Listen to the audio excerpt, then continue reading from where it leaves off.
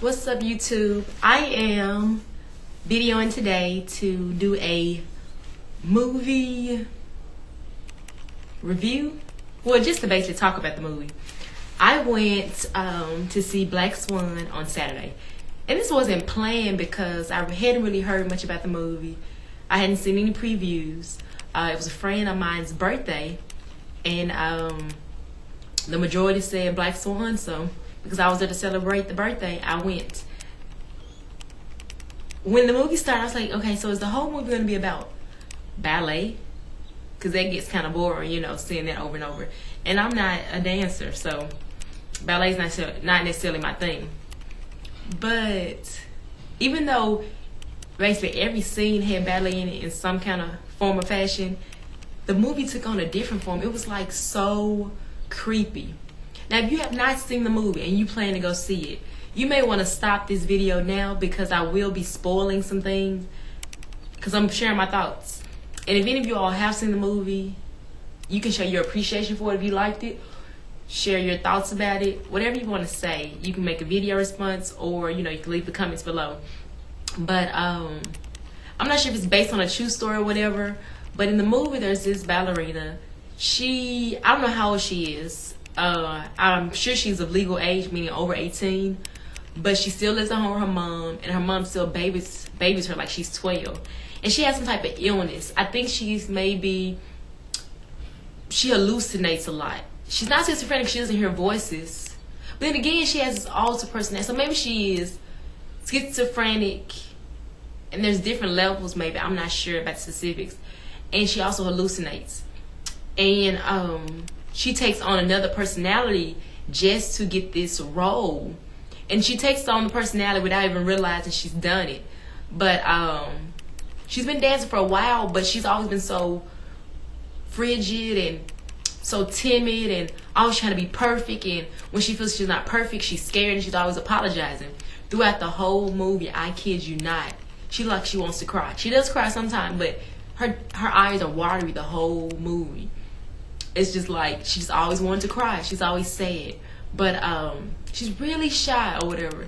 She's naive, hasn't experienced much of life. She's really sheltered. All she does is go to ballet, come home. That's her life. And so she has the opportunity to be cast as Black Swan. And so in order to play Black Swan, you have to play the White Swan, which she's good at that. She's the good girl. But the Black Swan has to be seductive and kind of evil, whatever.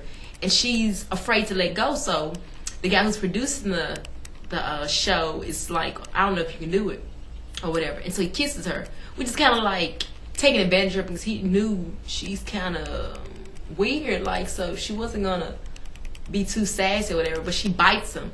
And so he casts her as the Black Swan, so she's able to do both parts or whatever. But even though he casts her, he still tries to push her because he realized she's not quite there or whatever. But in the midst of all this, she's like really under pressure, and I don't even know if I think she vomits sometime during the movie. It's some weird stuff she does. This one lady who's been performing in their company for a while, she uses her lip gloss and takes her foul and stuff because she wants to be like her. She wants to be perfect like her. She has no friends there. It's just so weird. She just never had a boyfriend. She says she has. She never had a boyfriend, never kissed anybody, any of that. And she starts doing a whole bunch of crazy stuff in the movie. She does this continuously scratching off her back, and she's always cutting her nails because if she cuts her nails, then she can't scratch herself. But apparently she scratches herself without realizing she's doing it. Maybe when she's stressed, she scratches herself while she sleep or whatever. And it's so crazy. Like every night her mom puts her to bed. Now towards the end, she kind of starts hanging out with one of the girls at the studio, and she kind of uproars against her mom, like kind of rebels. And she doesn't want her mom coming in her room. She wasn't her mom helping her put on her clothes. But it's obvious by the end of the movie that her mom, who seems kind of weird herself, needs to be there because the girl is basically cuckoo, and if she didn't have her mom there, she'd be just in the abyss, like just floating around, not knowing what today is, what's going on with her life.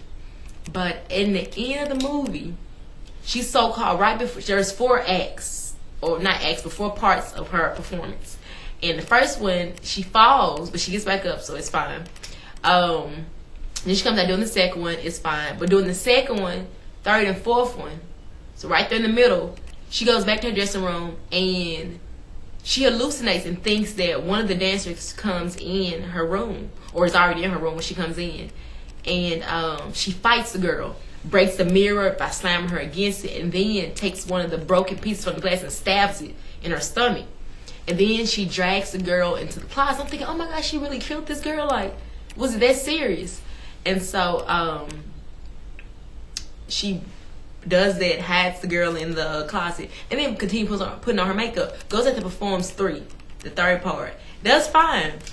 Now, right before the 4th show, she's back in her room, and then she gets knocked on the door. And it's the girl she supposedly killed, which is so weird because, you know, in the movie you think, okay, she's dead, I can't believe she did it. But then all this time, this was her mind playing tricks on her. She hadn't killed anyone.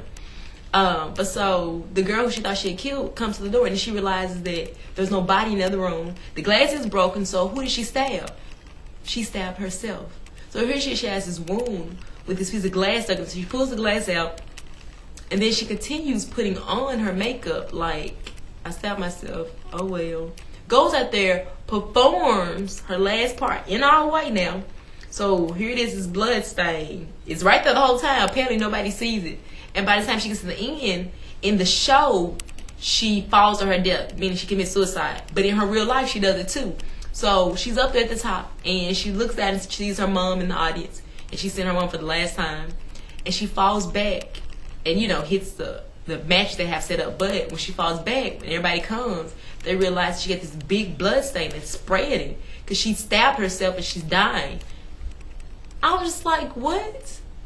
I mean, I don't know if I want to watch it again and try to understand it better, but some of it all came together after the movie. Then talking to you, talking on the camera now, talking to you now. Yeah, I'm talking to you. Talking on camera now, it makes it kind of understandable, but it was so confusing when I was watching it. And then I didn't know it was like a horror movie. It came out like a horror movie because the little black swan or the beast or whatever that comes after her was like playing tricks on her too. So I'm in fear of jumping, trying not to scream, because when I'm startled, I start jumping, and then like I scream, and I jumped a couple of times because when she would get startled, I get startled. But I didn't scream, which is good. But if any of you all have seen the movie and you want to comment, please leave one below. Those of you who haven't seen the movie, I hope I didn't spoil it too much for you. I hope you stopped the video. If so, then you shouldn't be hearing this. And if you did want me to spoil it and you were thinking about whether you're going to see it, hopefully this review helped you. Would I recommend this movie? If you like that kind of thing, I would say definitely go see the previews first, know what you're in for. I kind of went in cold turkey. I had no idea. But I hope everyone's having a good Monday, and I will catch up with you soon.